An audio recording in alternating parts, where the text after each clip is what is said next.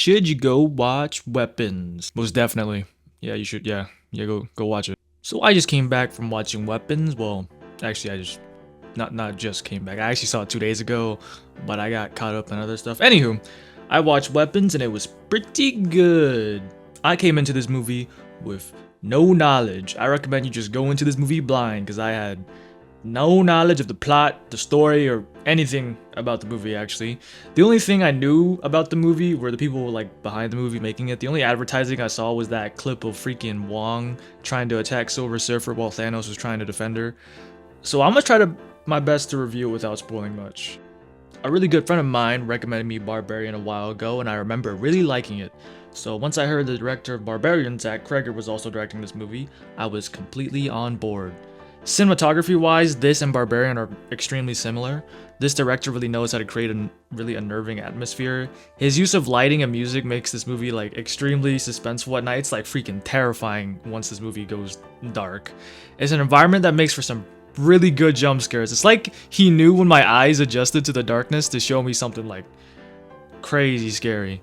There's one jump scare that like really got me. It's like burned into my retina as type of scary. And also surprisingly, the movie is also pretty funny, but kind of not surprising because Barbarian was also kind of funny. I remember it being funny. But yeah, this movie gets a bit goofy at some points. Another really cool thing this movie does is its camera work. You see, for me to explain how good the camera work is, you have to know how the plot's broken up. So the plot is broken up into individual stories focusing on one character at a time. You see these different perspectives and you put the pieces together to figure out what's actually going on, and that's how the mystery unravels after you put all these pieces together. Some of the characters' stories connect, and the camera is positioned behind each character whose story we're currently following.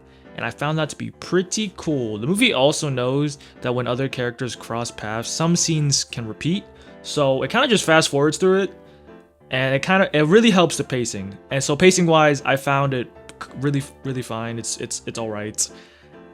However, I can see how people can dislike the plot jumping back and forth in time between different characters because this movie takes place in like freaking couple days, and it keeps jumping back and forth between those days in between each character.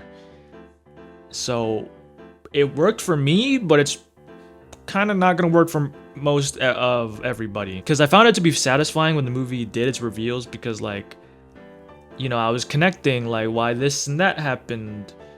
Although there was a time where I was really invested in the story just for the movie to cut away to a different character. I was like, come on, man, that was like really interesting. Now I gotta watch this other character, and I can see like how it can be frustrating. The acting in this movie is also phenomenal. However, the characters have something more to be desired. The movie doesn't really explore character traits that much. I found Julia Gardner's character to be really interesting in the beginning. She's an overcaring teacher that has found herself in a situation where caring for her students makes her more suspicious and hated, and I really thought they were gonna explore that, but nah, they didn't. And this happens with other characters as well, because every character in this movie is like really troubled, and the movie doesn't really explore that, and I really wish it did, because like each character's resolutions aren't satisfying, if you get what I'm saying. I heard some people saying this movie was like the best horror movie of the year.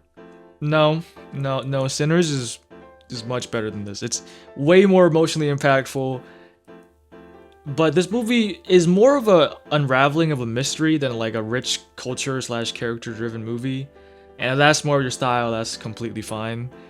I just really hope the movie would have just explored things they set up earlier, because they give examples of how she's overcaring, and I'm like, okay, how are they gonna bring this back into the story?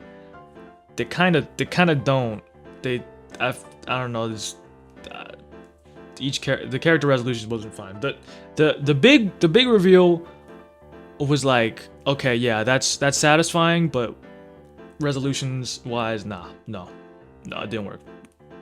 I wanted more. I also wouldn't call this a straight up horror movie because the scares, while being good, are still pretty scarce, and it's more of a drama slash thriller while leaning more on its thriller side of things. Because this movie is at its core really about the mystery. movie does a really good job at setting it up, unraveling it in a satisfying way, and I think that's where it really shines. So overall, would I say it's better than Barbarian? No, not really, but I also wouldn't say that it's worse than Barbarian. They're both completely different projects that work for me, and I feel kind of just equal about them, so I wouldn't go as far as saying one is better than the other. It's kind of just your preference.